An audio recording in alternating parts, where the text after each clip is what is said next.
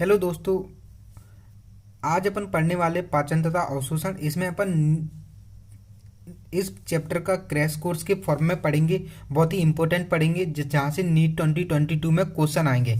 तो सबसे पहले अपन स्टार्ट करते हैं कि हमारे भोजन की मुख्य अव्यय कार्बोहाइड्रेट, प्रोटीन तथा वसा है। क्या है भोजन के मुख्य मुख्य अवयव? क्या है? कार्बोहाइड्रेट है, प्रोटीन है और फैट है।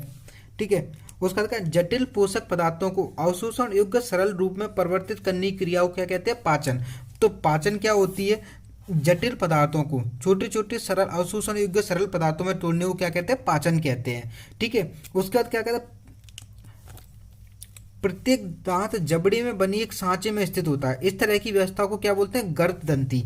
तो देखो, ये जबड़ा रहा, ठीक है। इसमें क्या एक सांचा बना होता है, जबड़े में क्या सांचा बना होता है, और इसमें क्या दांत लगाव रहता है। तो इस टाइप की व्यवस्था को क्या बोलते हैं? गर्ददंती थिकोडेंट बोलते हैं। मनुष्य सहित अधिकांश स्तनधारियों में जीवन काल में दो तरह के दांत आते हैं। तो देखो, मनुष्य सहित अधिकांश स्तनधारियों में दो तरह के दांत आते हैं। पहला कौन सा है? अस्थायी दांत होता है, ठीक है, ठीक है। दूसरा कौन सा है? दूध के दांत होते हैं, मिल्क टीथ होते हैं, ठीक है। जो मिल्क टीथ होते हैं ना, वो बाद में क्या बन जाते हैं? स्थायी दांत बन जाते हैं। क्या? स्थायी दांत बना लेते हैं, ठीक है। इस तरह की दांत व्यवस्था को क्या कहते हैं? द्विवार दंती कहते हैं। जिसमें दांत दो बार आते हैं उसे क्या बोलते हैं? द्विवार दंती। डाइफाइडेंट बोलते हैं, ठीक है। उसका क्या? वयस्क मनुष्य में 32 स्थायी दांत होते हैं। वयस्क मनुष्य में कितने दांत होते हैं? मनुष्य में कितने दांत होते हैं? 32 स्थायी दांत होते हैं, ठीक है। ऊपरी तथा निचले जबड़े के प्रत्येक आधे भाग में दांतों की व्यवस्था आई, सी, पी, एम और एम के क्रम में एक दंत सूत्र के अनुसार होती है। देखो, एक ये दो जबड़े हैं, ठीक है। ये मान लिया निचला जबड़ा, तो इसी के ऊपर दूसरा जबड़ा भी होगा, ठीक है। वो बनाना तो मैं, ठीक है। तो देखो, ये हो गया ऊपरी जबड़ा, ठीक है। इसके नीचे निचला जबड़ा है, ठीक है जी। तो इस टाइप से इधर जो दांत लगे हैं, ठीक है, ऐसे दांत लगे हैं आधे भाग में। जो ऊपरी ऊपरी आधे भाग में जो दांत लगे हैं, और निचले आधे भाग में जो दांतों का व्यवस्था है, जब अपन इसको लिखेंगे इंसीजर, कैनाइन, प्रीमोलर, मोलर के क्रम में, तो इसे क्या बोलते हैं? दंत सूत्र बोलते हैं। देखो, आई मतलब इंसीजर, और सी मतलब कैनाइन, और पीएम मतलब प्रीमोलर अग्र चवाड़क, और एम मतलब चवाड़क एम। तो देखो, वयस्क मनुष्य का दंत सूत्र कितना होता है? मनुष्य का दंत सूत्र होता है 2123/2123, ठीक है। जिद क्या? देखो, जी ऊपरी जबड़ा, इसके आधे भाग में ये दांत लगे, इंसीजर कैनाइन, प्रीमोलर, मोलर के क्रम में। इसी प्रकार ये निचला जबड़ा, इसके आधे भाग में इंसीजर, कैनाइन, प्रीमोलर, मोलर के रूप में दांतों की व्यवस्था है। इंसीजर 2 है, कैनाइन 1 है, प्रीमोलर 2 है, और मोलर 3 है, ठीक है। इनेमल से बनी दांतों की चबाने वाली कठोर सतह भोजन को चबाने में मदद करती है। तो देखो, जो दांत होते हैं ना, इनकी सतह क्या? इनेमल से बनी हुई होती है। तो वो क्या? भोजन को चबाने में मदद करती है। और जो जिब्या होती है ना, जो फ्रेनुलम के द्वारा मुख गुहा के आधार से जुड़ी रहती है। देखो, तो जो जिब्या होती है ना, वो क्या? नीचे की साइड में फ्रेनुलम के द्वारा मुख गुहा के आधार से जुड़ी रहती है, ठीक है। जैसे कि देखो, यहाँ पे ये जिब्या है, ठीक है, इस जगह पे जुड़ी रहती है। जो आमाशय होता है ना, वो कैसी? जे आकार की थैली है।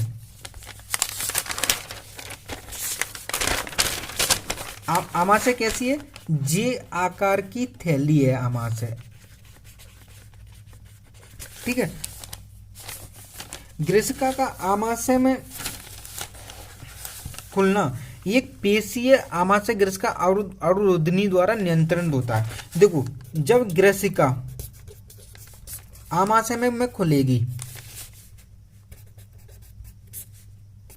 तो ये कौन सा गेट कंट्रोल करेगा इसे? आमाशय ग्रेसिका अवरोधनी ये कैसा होता है, पेशीय होता है, मतलब मसल्स का बना होता है, पेशियों का बना होता है। उसका तो आमाशय का ग्रहणी में निकास जठर निर्गम और रोधिनी द्वारा नियंत्रित होता है। देखो अब देखो, अगर आमाशय, सॉरी इसे सही से लिख देता हूँ, अगर आमाशय किस में खुलता है, ग्रहणी में, ड्यूडेनम में, किसके द्वारा खुलता है, जठर निर्गम अवरोधनी के द्वारा खुलता है, नियंत्रित होता है। ठीक है, इसके द्वारा नियंत्रित होता है। और उसका अंधनाल क्या होता है, एक छोटा थैला होता है जिसमें कुछ सहजीवी सूक्ष्मजीव रहते हैं। तो अंधनाल कैसा, एक छोटा सा थैला है जिसमें क्या सहजीवी सूक्ष्मजीव रहते हैं। अंधनाल से एक अंगुली जैसा प्रवर्त परिशेष का निकलता है जो एक अवशोषी है। अंधनाल से क्या, एक उंगली की नुमा संरचना निकलता है जिसे क्या बोलते हैं, परिसेचका या बर्मी फॉर्म अपेंडिक्स बोलते हैं। ये कैसा है, अवशेषी अंग है, अवशेषी अंग है। आहारनाल की दीवार में ग्रसिका से मलाशय तक, रेक्टम तक 4 स्तर होते हैं। तो देखो आहारनाल की दीवार है ना, उसमें कितने स्तर हैं, ग्रसिका से लेके मलाशय तक 4 स्तर हैं। ठीक है, उसमें से सबसे पहला कौन सा, सीरोसा, उसके बाद कौन आता है, मस्कुलरिस, उसके बाद कौन आता है, सबम्यूकोसा, उसके बाद कौन आता है, म्यूकोसा। ठीक है जी, पहले नंबर पे, दूसरे नंबर, तीसरा नंबर, 4 लेयर है टोटल। ठीक है, उसका जो मस्कुलरिस होती है ना, जो मस्कुलरिस लेयर होती है ना, इसमें क्या आंतरिक वर्तुल पेशियाँ होती हैं। आंतरिक वर्तुल मतलब इनर सर्कुलर पेशियाँ, मतलब इनर सर्कुलर पेशियाँ होती हैं, तथा बाह्य अनुदैर्घ्य पेशियाँ होती हैं। अब बाहर कैसी होती हैं, लॉन्गिट्यूडल अनुदैर्घ्य पेशियाँ होती हैं। ठीक है, लॉन्गिट्यूड मतलब लंबी लंबी, ठीक, पेशियाँ होती हैं। और कुछ भागों में क्या इनके दोनों के बीच में एक तिर्यक पेशी भी पाई जाती है। जैसे ये इंटर्न सर्कुलर हो गई और ये लॉन्गिट्यूडनल हो गई, और इनके बीच में कोई एक तिर्यक पेशी भी पाई जाती है। ग्रहणी में कुछ ग्रंथियां भी समम्यूकोसा में पाई जाती हैं। तो जो ग्रहणी होती है ना, उसमें क्या कुछ ग्रंथियां भी समम्यूकोसा में पाई जाती हैं। यह स्तर आमाशय में अनियमित बलय तथा छूट, देखो जो म्यूकोसा होता है,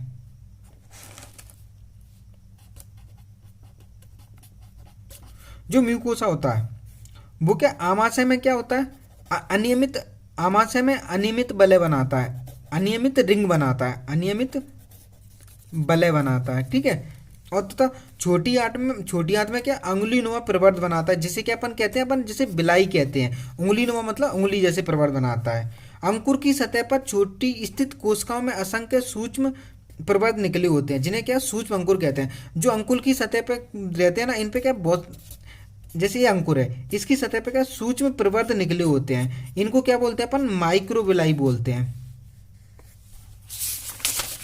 अब एक टाइम ये डायग्राम देख लो, इसमें देखो आमाशय के कौन कौन से पार्ट होते हैं। तो ये तो जठरागम पार्ट हो गया, फंडस पार्ट हो गया, बॉडी पार्ट हो गया, और ये जठर निर्गम पार्ट हो गया। ठीक है, एक बार ऐसे देख लेना इस टाइप से।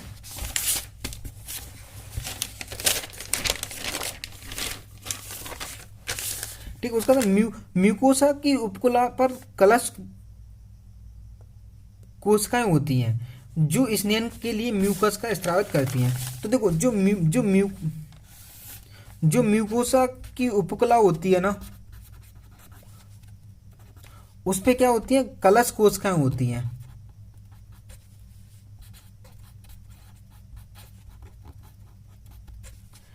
वो क्या करती है, म्यूकस स्त्रावित करती हैं, जो कि क्या इस नियंत्रण में काम आता है। म्यूकोसा आमाशय और आंत में स्थित अंकुरों के आदानों के बीच क्रिप्स ऑफ लिवर की कुछ ग्रंथियों का निर्माण करता है। तो देखो जो म्यूकोसा होती है ना, वो आमाशय और इंटेस्टाइन, आंत में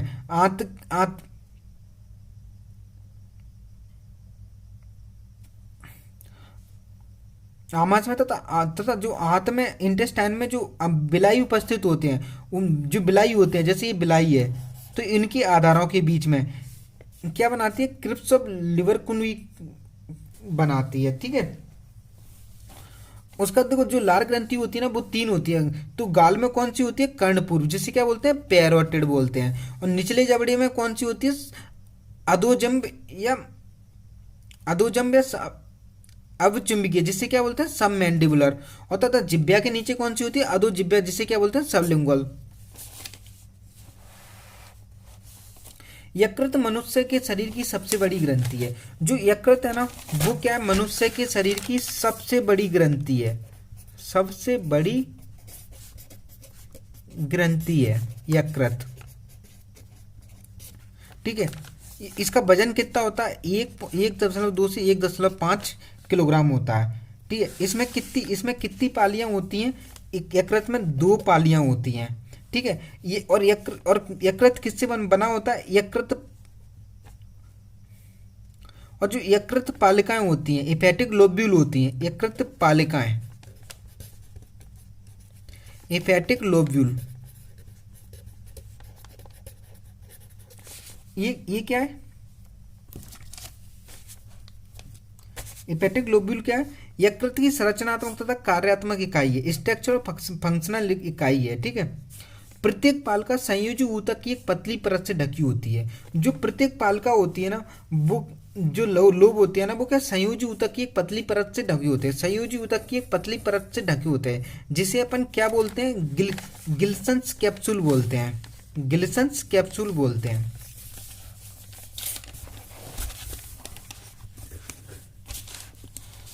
उसका जो पित्र होता है ना वो किसमें होता है, किसमें जमा होता है, एक पतली पेशीय थैली में जमा होता है। जो पित्त होता है ना वो क्या है, पतली पेशीय थैली में जमा होता है। ठीक है, और ये पतली पेशीय थैली को क्या बोलते हैं, पित्ताशय बोलते हैं। ठीक है, पित्ताशय बोलते हैं। और इसमें क्या है, पित्त क्या होता है, सांद्रित भी जमा होता है और सांद्रित होता है, सांद्रित होता है प्लस जमा होता है, 2 काम होते हैं पित्त के यहाँ पे। पित्ताशय की देखो, अब जो पित्ताशय नलिका होती है, मतलब पित्ताशय की जो नलिका होती है और अग्नाशय की नलिका, जिसे अपन अग्नाशय नलिका होती है, ये दोनों मिल के क्या बनाती है, यकृत अग्नाशय वाहिनी बनाती हैं। ठीक है, बनाती हैं। और जी क्या किस में खुलती है, ग्रैडी में खुलती है। यकृत अग्नाशय वाहिनी किस में खुलती है, ग्रैडी में खुलती है। और किसके द्वारा कंट्रोल होती है, इसमें जो गेट लगा होता है वो कौन सा होता है, ओडी अवरोधनी, स्फिंक्टर ऑफ ओडाई होता है, ओडी अवरोधनी के द्वारा नियंत्रित होती है। जो अग्नाशय होता है ना वो कैसा है, बहिस्त्रावी एक्जोक्राइन तथा एंडोक्राइन दोनों पार्ट होते हैं।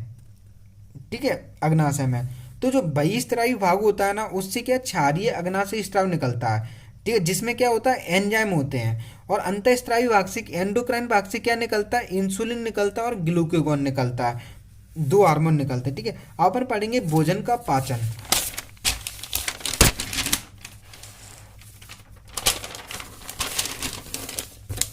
पाचन की प्रक्रिया यांत्रिक और रासायनिक विधि द्वारा होता है या होती है। तो देखो जो पाचन होता है ना वो कैसे होता है, यांत्रिक और रासायनिक दोनों विधियों द्वारा होता है। ठीक है, जो बोलस होता है ना, मतलब जब खाना लार के साथ अच्छे से मिल जाता है तो उसे क्या बोलते हैं, बोलस बोलते हैं। जब बोलस क्या है, पेशीय संकुचन के क्रमाकुंचन पेरिस्टाल्टोसा ग्रिस्का में आगे बढ़ता है। तो जो बोलस होता है ना वो क्या है, पेरिस्टाल्टिस के द्वारा आगे बढ़ता है, ग्रिस्का में आगे बढ़ता है। क्या, ग्रिस्का में आगे बढ़ता है। ठीक है, जठर ग्रसिका अवरोधनी भोजन की आमाशय में प्रवेश को नियंत्रित करती है। तो देखो जठर ग्रसिका अवरोधनी होती है वो क्या है, भोजन के आमाशय में प्रवेश को नियंत्रित करती है। ठीक है, लार में विद्युत अपघट्य होते हैं, कौन कौन से, सोडियम होता है, पोटेशियम होता है, क्लोराइड आयन होते हैं, और क्या होते हैं, और SO3 निगेटिव होता है। और एंजाइम कौन सा होता है, लार एमाइलेज या फिर जिसे अपन टाइलिन बोलते हैं, और क्या और कौन सा होता है, लाइसोजाइम भी होता है लार में। ठीक है,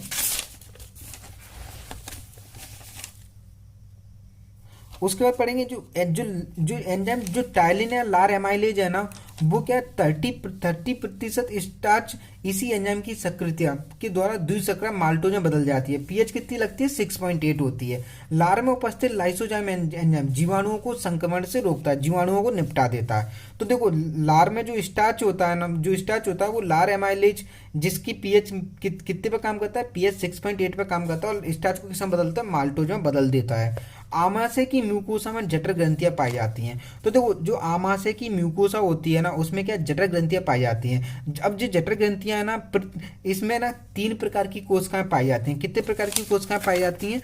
3 प्रकार की कोशिकाएं पाई जाती हैं, 3 प्रकार की कोशिकाएं, ठीक है।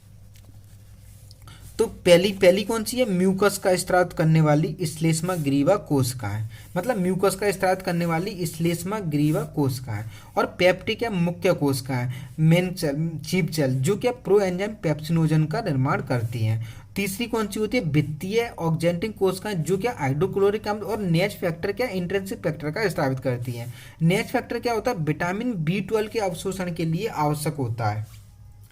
उसका जो आमाशय की पेशीय दीवार के संकुचन द्वारा, देखो आमाशय की पेशीय दीवार में संकुचन होता है ना, जब संकुचन होता है ना, तो भोजन अम्लीय जठर रस से पूरी तरह मिल जाता है, जिसे अपन क्या बोलते हैं? कायम बोलते हैं। प्रो एंजाइम पेप्सिनोजन हाइड्रोक्लोरिक अम्ल के संपर्क में आने से सक्रिय एंजाइम पेप्सिन में परिवर्तित हो जाता है। तो देखो जब भी प्रो एंजाइम पेप्सिनोजन HCl के संपर्क में आ जाएगा तो वो पेप्सिन में बदल जाएगा, ठीक है।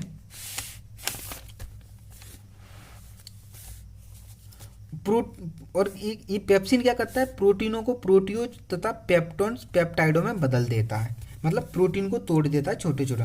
नवजातों के जठर रस में रेनिन नामक प्रोटीन अपघटनीय एंजाइम भी होता है, जो दूध के प्रोटीन को पचाने में सहायक होता है। तो जो जो छोटे बच्चे नवजात होते हैं ना, उनके जठर रस में क्या रेनिन नामक एंजाइम भी, हार्मोन होता है, सॉरी एंजाइम दिया है, रेनिन एंजाइम होता है। ये क्या है? प्रोटीन अपघटनीय होता है, मतलब प्रोटीन का अपघटन करता है, प्रोटीन को तोड़ता है। और कौन सी प्रोटीन को तोड़ता है? जो दूध में प्रोटीन पाई जाती है ना, वो केसिन उसको पचाने में मतलब सहायक होता है। जठर ग्रंथियां थोड़ी मात्रा में लाइपेज भी स्त्रावित करती हैं। जो जठर ग्रंथियां होती है ना, वो थोड़ी मात्रा में क्या लाइपेज भी स्त्रावित करती हैं। यकृत क्या? यकृत अग्नाशय नलिका द्वारा, देखो यकृत होता है ना, वो क्या? यकृत अग्नाशय नलिका द्वारा। तो देखो यकृत अग्नाशय नलिका होती है ना, जो कॉमन नलिका होती है यकृत अग्नाशय नलिका, उसके द्वारा क्या क्या आता है? उसके द्वारा छोटी आता है पित्त मतलब पित्त आ जाता है, अग्नाशयी रस आ जाता है, और आंतरस इंटेस्टाइन जूस सेकस एंट्रिकस आ जाता है, छोटी आंत में छोड़े जाते हैं। अग्नाशयी रस में क्या क्या होते हैं? ट्रिप्सोनोजन, काइमोट्रिप्सोनोजन, प्रोकार्बोक्सीपेप्टाइडेज, अमाइलेज, न्यूक्लियस एंजाइम। ये कैसे होते हैं? निष्क्रिय रूप से रहते हैं, मतलब बिना काम के नल्ले डरे रहते हैं, कोई काम नहीं करते। इंटेस्टाइन म्यूकोसो द्वारा स्त्रावित एंटेरोकाइनोज द्वारा ट्रिप्सोनोजन सक्रिय ट्रिप्सिन में बदल जाता है। देखो जो इंटेस्टाइन म्यूकोसा होती है ना, उसके द्वारा का एंटेरोकाइनेज एंजाइम स्त्रावित होता है। ये एंटेरोकाइनेज क्या करता है? ट्रिप्सिनोजन को ट्रिप्सिन में बदल देता है। बाद में ये जो ट्रिप्सिन होता है ना, वो अग्नाशयी रस के अन्य एंजाइमों को सक्रिय कर देता है। ट्रिप्सिन मतलब अग्नाशयी रस के सारे एंजाइमों को बाद में सक्रिय कर देता है। ग्रहणी में प्रवेश करने वाले पित्त में, देखो ड्यूडेनम में जो पित्त आता है उसमें क्या पित्त वर्णक होते हैं। पित्त वर्णक क्या क्या होते हैं? बिलिरुबिन, बिलिवर्डिन होते हैं, पित्त लवण होते हैं, कोलेस्ट्रॉल होता है, फॉस्फोलिपिड होते हैं, लेकिन कोई एंजाइम नहीं होता है। पित्त क्या, जो पित्त होता है ना, उसमें कोई एंजाइम नहीं होता और सब कुछ होता है, ठीक है, और सब बाकी चीज़ें होती हैं। जो आंत श्लेष्मा होती है, इंटेस्टाइन की म्यूकोसा उपकुला होती है, श्लेष्मा म्यूकोसल उपकुला होती है, उसमें क्या पाई जाती है? गॉबलेट कोशिकाएं होती हैं, जो क्या म्यूकस का स्त्राव करती हैं। म्यूकोसा के ब्रश बॉर्डर कोशिकाएं, तो म्यूकोसा की जो ब्रश बॉर्डर कोशिकाएं होती हैं ना, और गॉबलेट कोशिकाएं होती हैं, इन दोनों का स्त्राव आपस में मिलकर क्या बनाता है? आंत्र स्त्राव या सेकस एंट्रिकस बनाता है। इस रस में क्या कई तरह के एंजाइम होते हैं, जैसे सेकस एंट्रिकस में क्या क्या होता है? ग्लाइकोसाइडेज होता है, डाइपेप्टाइडेज होता है, एस्ट्रेज होता है, न्यूक्लियोसाइडेज होता है। म्यूकस अग्नाशय के बाइकार्बोनेट के साथ मिलकर आंत म्यूकोसा की अम्ल के दुष्प्रभाव से रक्षा करता है। तो जो म्यूकस होता है ना, वो अग्नाशय से जो बाइकार्बोनेट आता है ना, उसके साथ मिलकर क्या इंटेस्टाइन की जो म्यूकोसा है ना, उसकी अम्ल के बुरे प्रभाव से, हानिकारक प्रभाव से रक्षा करता है। तथा एंजाइमों की सक्रियता के लिए आवश्यक क्षारीय माध्यम pH 7.8 भी प्रदान करता है। तथा जो एंजाइमों की एंजाइमों को सक्रिय करने के लिए, एंजाइमों को एक्टिवेट करने के लिए क्षारीय माध्यम pH 7.8 भी प्रदान करता है। इस प्रक्रिया में सब म्यूकोसल ब्रूनर ग्रंथियां भी मदद करती हैं। तो pH 7.8 करने के लिए सब म्यूकोसल ब्रूनर ग्रंथियां भी हेल्प करती हैं। देखो जो प्रोटीन, पेप्टोन और प्रोप्टियोज होते हैं, ये ट्रिप्सिन और इन ये किस में बदलते हैं? डाइपेप्टाइड में। कौन कौन से एंजाइम के द्वारा? ट्रिप्सिन, काइमोट्रिप्सिन, कार्बोक्सी पेप्टाइड के द्वारा डाइपेप्टाइड में बदल जाता है। जो पॉलीसेकेराइड या स्टार्च होता है ना, वो अमाइलेज किस में तोड़ देता है? उसे डाइसेकेराइड में तोड़ देता है। बसा देखो लाइपेज के द्वारा किस में बदलती है? डाइग्लिसराइड में। डाइग्लिसराइड किस में बदलता है? मोनोग्लिसराइड में। देखो न्यूक्लिक एसिड होता है ना, वो न्यूक्लियस के द्वारा किस में बदलता है? न्यूक्लियोटाइड में। न्यूक्लियोटाइड किस में बदलता है? न्यूक्लियोसाइड में बदलता है। जो अब देखो डाइपेप्टाइड होता है ना, डाइपेप्टाइडेज किस में तोड़ देता है? अमाइनो अम्ल में। माल्टोज किस में टूटता है? ग्लूकोज प्लस ग्लूकोज में। किसके द्वारा? माल्टेज के द्वारा। लैक्टोज किस में टूटता है? ग्लूकोज प्लस गैलेक्टोज में। किसके द्वारा? लैक्टेज के द्वारा टूटता है। सुक्रोज किस में टूटता है? Glucose plus fructose. किसके द्वारा? सुक्रेज के द्वारा। जो न्यूक्लियोटाइडेज होता है ना, उसे कौन तोड़ता है? सॉरी, जो न्यूक्लियोटाइड होता है ना, उसे कौन तोड़ता है? Nucleotidase enzyme. और किस में तोड़ता है? न्यूक्लियोसाइड में। न्यूक्लियोसाइड को कौन तोड़ेगा? न्यूक्लियोसाइडेज किस में? शर्करा प्लस क्षार में। जो डाई और मोनोग्लिसराइड होते हैं, वो लाइपेज की उपस्थिति में किस में बदलते हैं? बसीय अम्ल और ग्लिसरॉल में।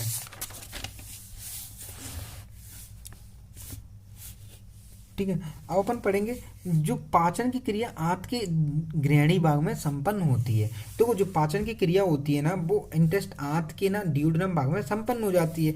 इस तरह निर्मित सरल पदार्थ छोटी आंत के अग्र क्षुद्रांत, जेजुनम और क्षुद्रांत भागों में अवशोषित होता है। तो देखो इस टाइप से जो पदार्थ निर्मित हुए ना, वो क्या है? अग्र क्षुद्रांत मतलब जेजुनम इलियम में अवशोषित हो जाते हैं। अब अपन पढ़ेंगे बड़ी आंत का क्या कार्य होता है। तो देखो बड़ी आंत क्या करती है? जल, खनिज और औषध का अवशोषण करती है।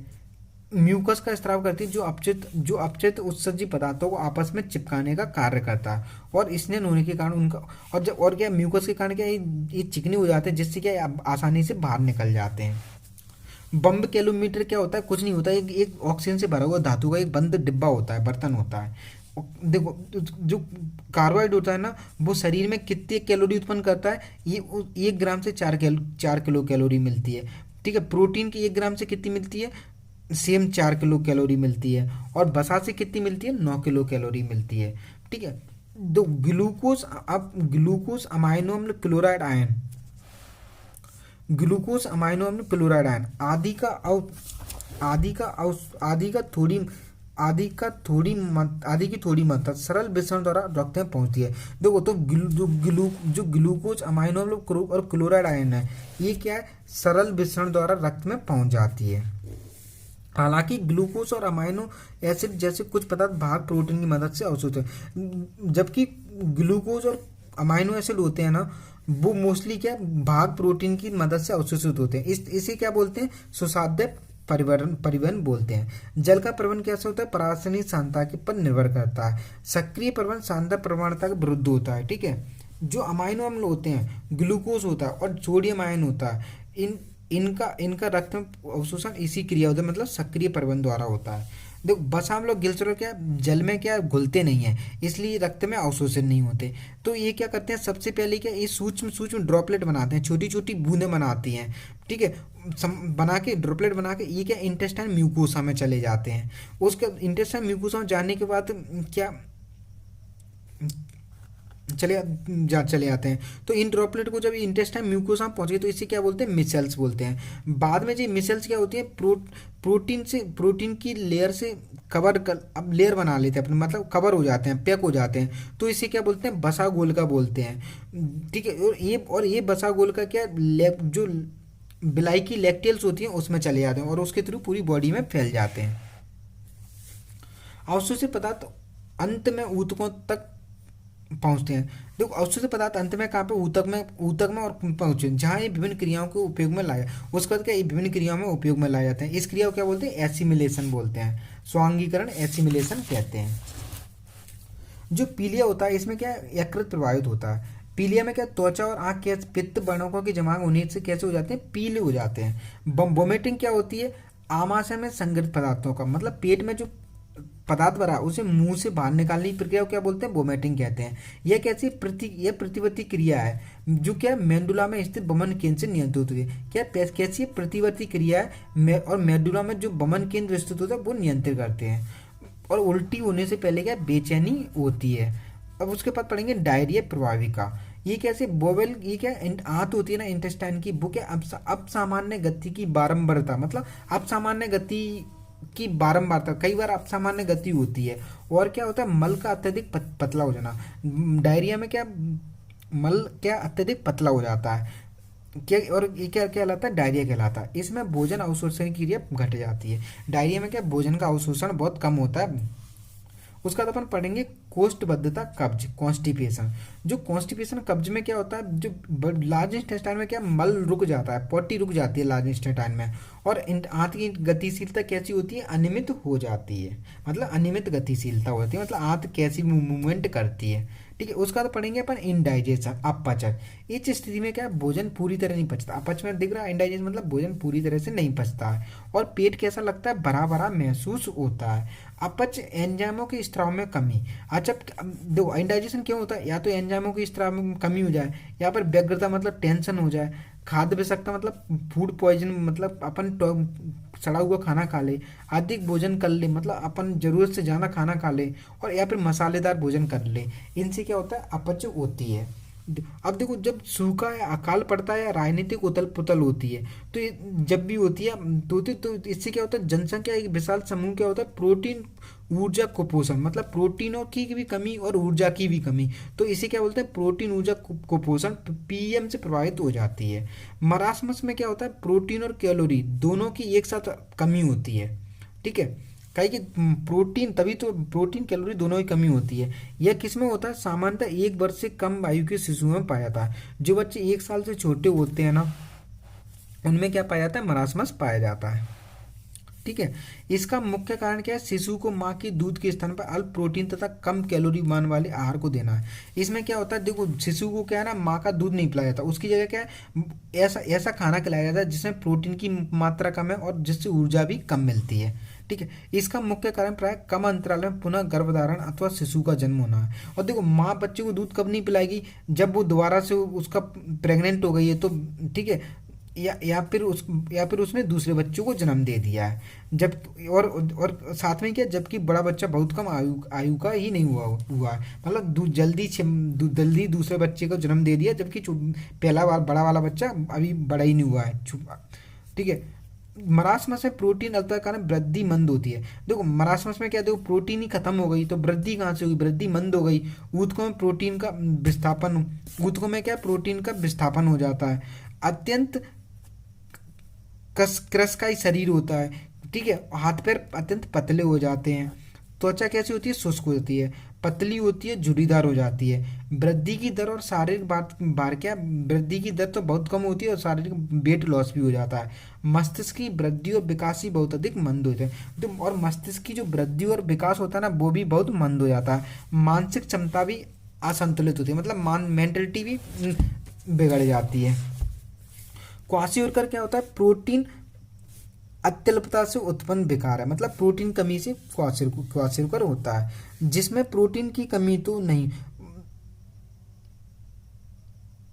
जिसमें प्रोटीन कमी तो नहीं होती है, लेकिन प्रोटीन अत्यल्पता से उत्पन्न विकार है। ठीक है, यह 1 वर्ष से अधिक आयु के बच्चों को देखो, जिसमें प्रोटीन की कमी तो नहीं होती, यहाँ पे ना कैलोरी होना चाहिए, मतलब बस इसमें प्रोटीन की कमी होती है लेकिन कैलोरी की कमी नहीं होती है। ये क्या 1 वर्ष से अधिक आयु के बच्चों का पोषण माँ के दूध के स्थान पर उच्च कैलोरी परंतु अल्प प्रोटीन वाला आहार देने से होता है। ये क्या 1 वर्ष से अधिक उम्र के बच्चों में होता है। और क्यों होता है, क्योंकि उसमें माँ की दूध की जगह पे क्या, देखो ऐसा खाना खिलाते हैं जिसमें कैलोरी तो ठीक है पर प्रोटीन की मात्रा कम है।